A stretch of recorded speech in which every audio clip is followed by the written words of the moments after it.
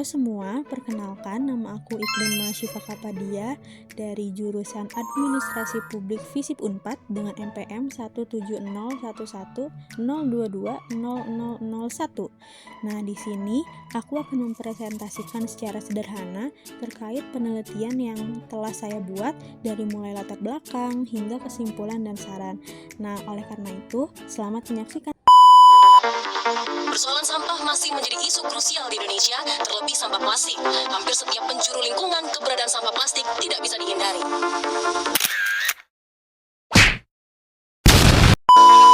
Nah, dari berbagai berita yang tadi telah ditampilkan, kita dapat mengambil kesimpulan bahwa memang permasalahan terkait sampah ini seakan-akan menjadi permasalahan yang berkelanjutan, di mana permasalahan ini terjadi hampir di seluruh wilayah Indonesia dan juga terjadi dari tahun ke tahun. Menurut WHO atau World Health Organization, sampah adalah barang yang berasal dari kegiatan manusia, di mana barang ini tidak lagi dipergunakan, baik tidak dipakai, tidak disenangi, ataupun yang sengaja untuk dibuang.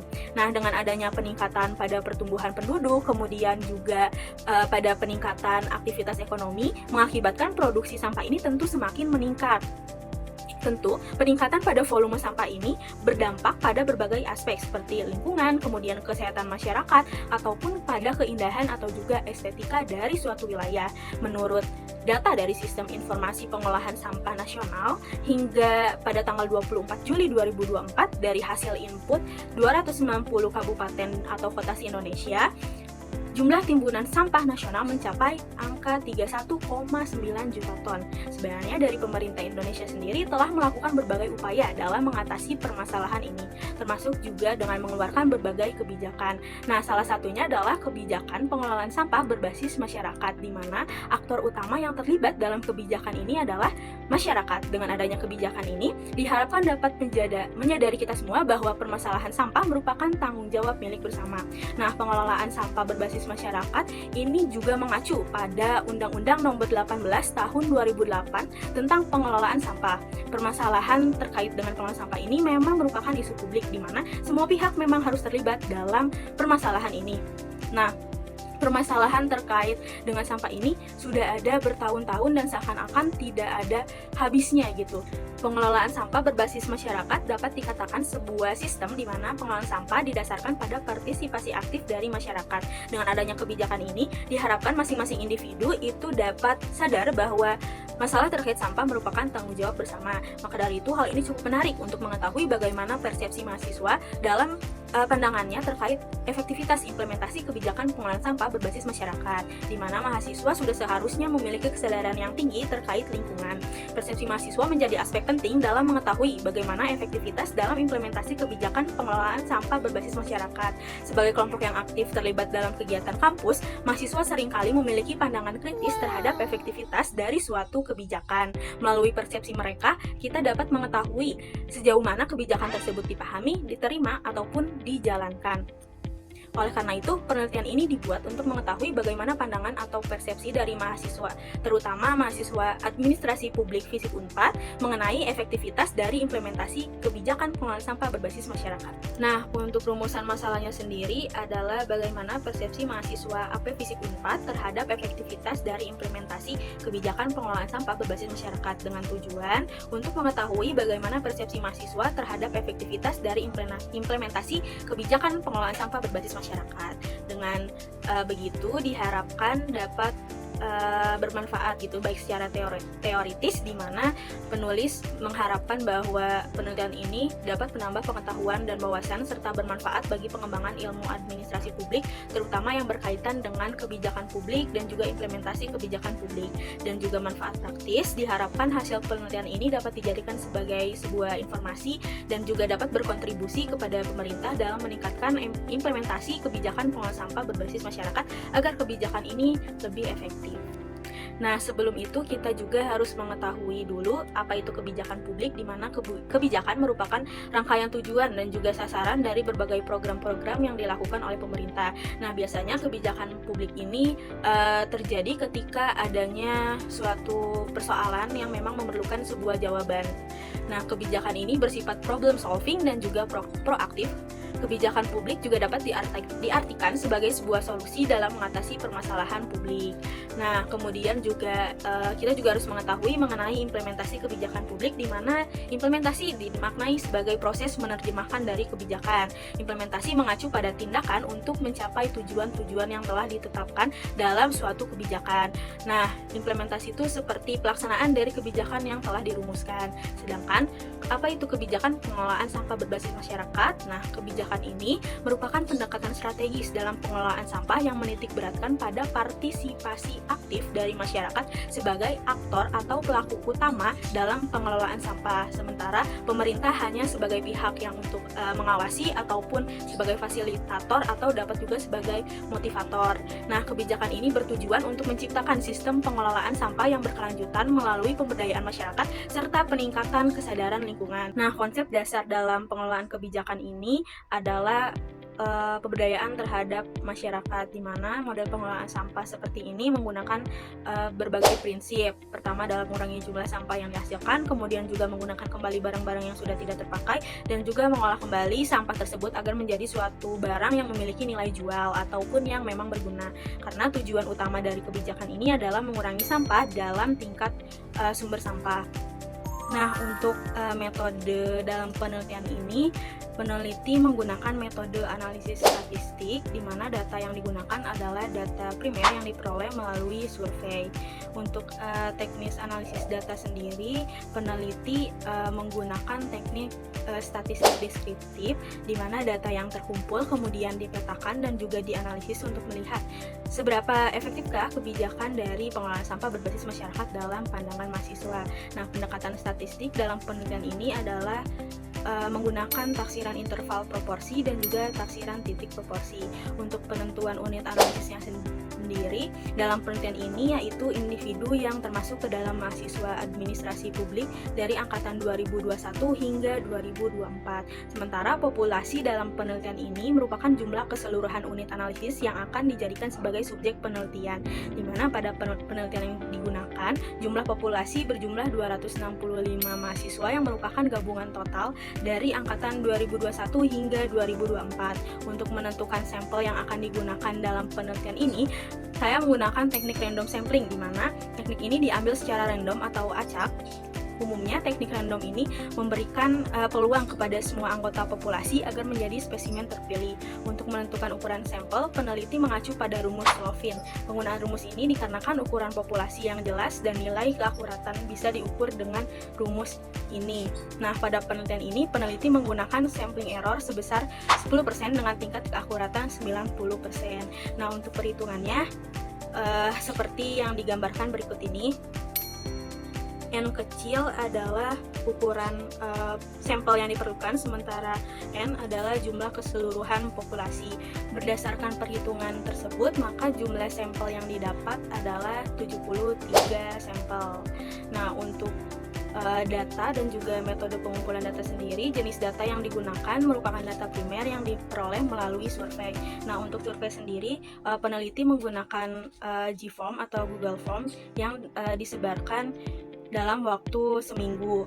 Nah, survei dilakukan untuk mengetahui persepsi mahasiswa terhadap implementasi kebijakan pengelolaan sampah berbasis masyarakat, di mana instrumen pengumpulan data dalam penelitian ini menggunakan Google Form survei atau kuesioner, yaitu daftar pernyataan yang disusun secara tertulis yang bertujuan untuk memperoleh data berupa jawaban para responden. Nah, untuk dalam survei sendiri, peneliti menggunakan skala Likert digunakan untuk mengukur sikap, pendapat, dan juga persepsi seseorang terhadap suatu fenomena sosial dengan minimum skor itu 1 dan juga maksimum skor itu ada 5, seperti yang ada pada gambar berikut.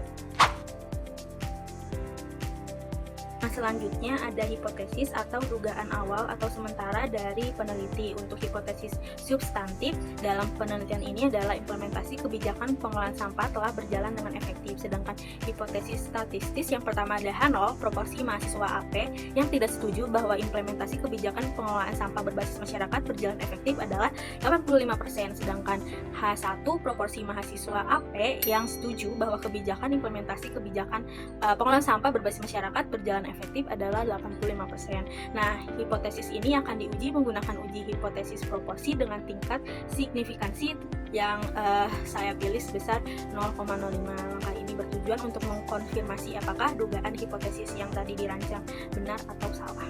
Nah, untuk pertama-tama kita menghitung taksiran titik proporsi, di mana penaksiran titik dilakukan untuk jawaban setuju. Nah, untuk rumusnya sendiri itu seperti yang sudah ditampilkan, P sama dengan X per N, di mana X merupakan jumlah responden yang memilih jawaban tersebut, kemudian N merupakan jumlah sampel. Nah, berdasarkan perhitungan tersebut dapat ditaksir bahwa mahasiswa AP FISIP Unpad yang mengatakan implementasi kebijakan pengelolaan sampah berbasis masyarakat telah efektif itu sebesar 42,46%. Angka ini merupakan estimasi titik dari persepsi mahasiswa terhadap efektivitas implementasi kebijakan pengelolaan sampah berbasis masyarakat. Nah, untuk selanjutnya adalah menghitung taksiran interval proporsi, di mana tingkat signifikansi yang peneliti gunakan adalah 0,05, maka dari itu ZA per 2-nya adalah 1,96. Untuk menghitung taksiran interval proporsi juga ada di rumus sebagai berikut.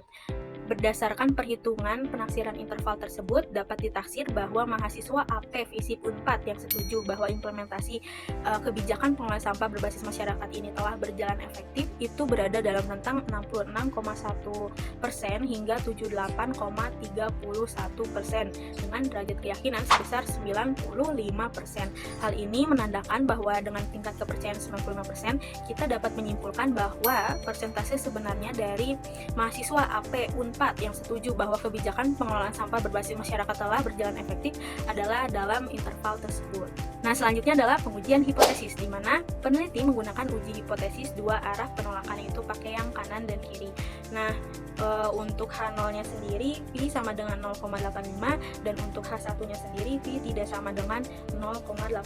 Setelah dihitung dengan tingkat signifikansi sebesar 5%, maka jatuh di daerah penolakan.